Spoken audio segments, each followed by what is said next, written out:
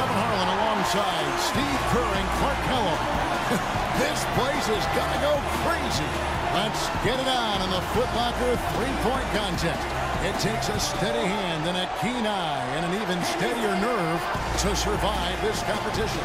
Well, right next to me, I've got somebody who knows a thing or two about winning this event.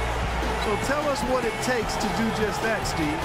Well, I did win the event once, Clark, in '97, and it really is a matter of finding a rhythm. The game comes so fast, the shots are coming one after the other. You've got to get into a groove, get into a rhythm, and then just let it ride. So it'll be Joe Johnson here. He'll have 60 seconds to get off 25 shots from beyond the arc. Yeah, and with each make counting as 1 point, except the last ball of each rack, which counts for 2. Yeah, that's the money ball, Clark, and those shots are usually the ones that end up deciding this contest. And I know he's going out there with the mindset of just relax, have fun, and see what happens. Well, that's a great way to approach it, because really the shootout is all about fun. It's for the players, it's for the fans. It's not anything to put a ton of pressure on yourself for. So whoever's most relaxed, I think, has the best chance. 6. He's up to 7. Can't get the money ball. Now 8 points.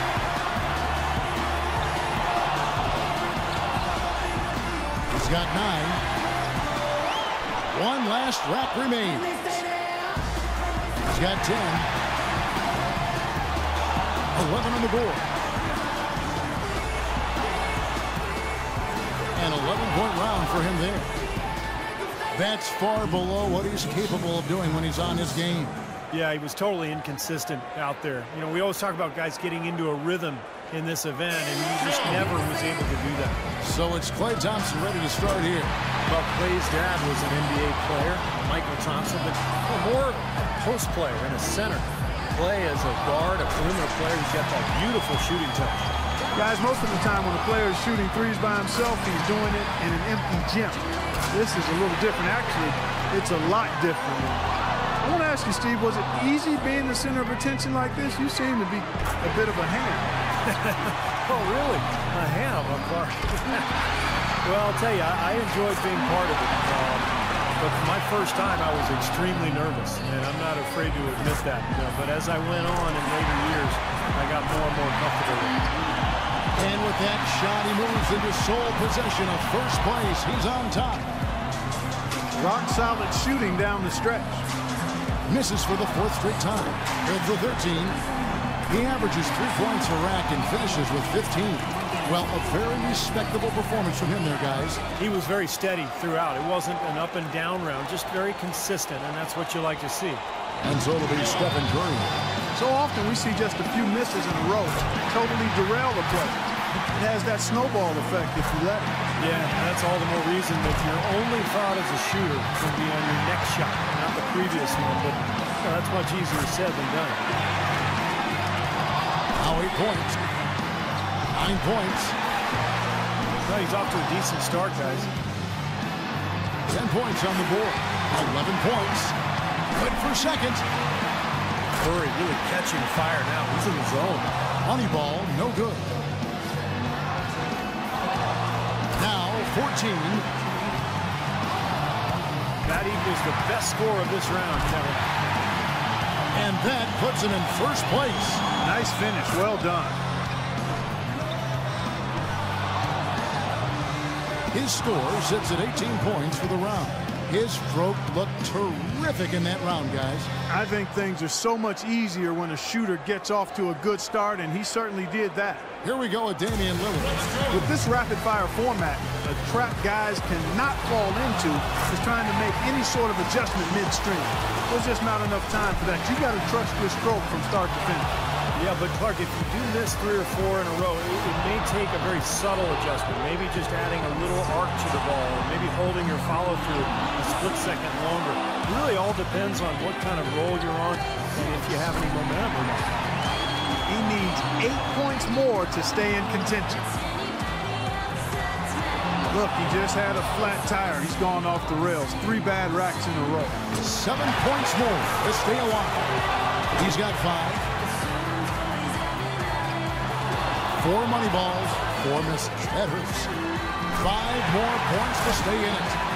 8 points. Chalk it up. His 4th in a row. 9 points is what he finishes with. Well, I didn't expect that score to be as low as it was. What about you guys? Yeah, 1 point he missed 6 straight, which is pretty much going to derail you anytime you go through a stretch like that in this contest. So it's Dirk Nowitzki ready to go. I'll tell you one thing. If a player doesn't get into a rhythm and start stringing shots together, it's over quickly. Yeah, we talk about that a lot, but what's so important is that you just can't waste any time. But you've got to get into a groove early and then keep your momentum going and just rattle off one shot after the next. He needs 6 more points. Can't get the money ball. Hour 6.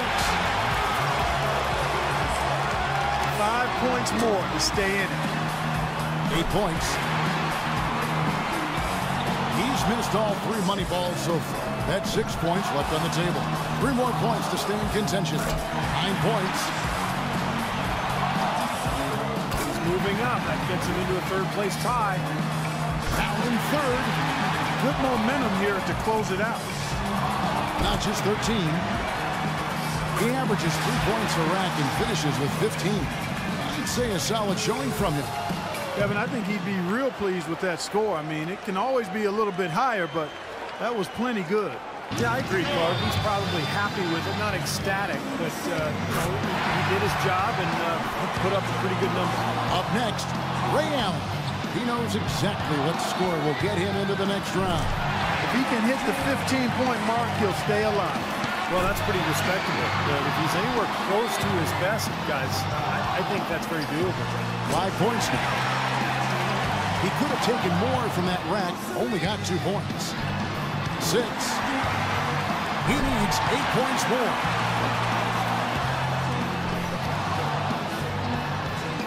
Drains the money ball. 6 more and he advances. He misses his 4th straight. 6 more points to stick around. 10 points on the board. And Clark, he's out. Not enough to make the next round, Kevin. Yep, that's it. It's academic from here. He completes the round with 13 points.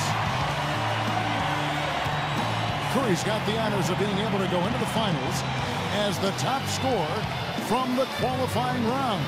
Quite honestly, I think the final round is wide open. I mean, we've got a bunch of great shooters moving on.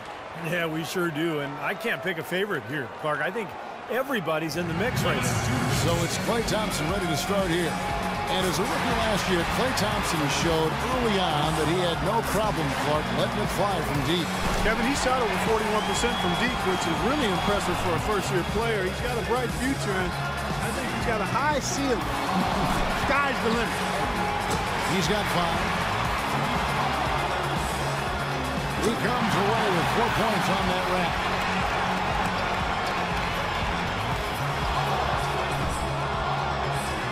Now 8 points.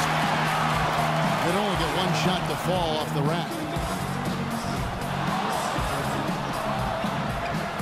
No good with his 4th in a row. 9 points. 1 rack left. He's really cooled off here to finish. 11 points. He completes the round with 13 points. He turned in a pretty good round right there, don't you think? There were a few ups and downs, but overall, it turned out to be a fairly decent round. Yeah, I'd give him kind of a B+ for that one. You hope for more, but...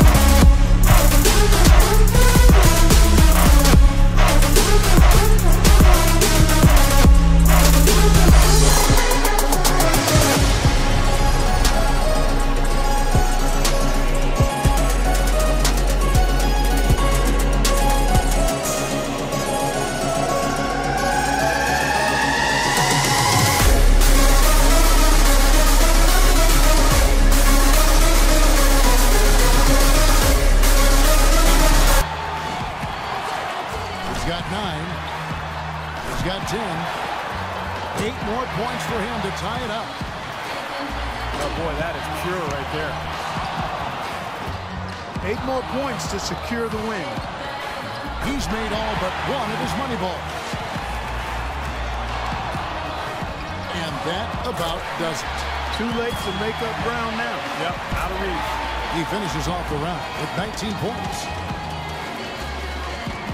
And that puts an end to the Foot Locker three-point contest. It couldn't have gone any better for this year's outstanding champion, Dirk Nowitzki. Another terrific year for the three-point contest and another terrific champion. Yeah, I think everyone here is still a little bit in awe of the display of shooting he put on tonight. And from all of us here at 2K Sports, we're thrilled to have brought you this year's three-point contest. This is Kevin Harlan, along with Steve Kerr and Clark Kellogg, saying so long and thanks for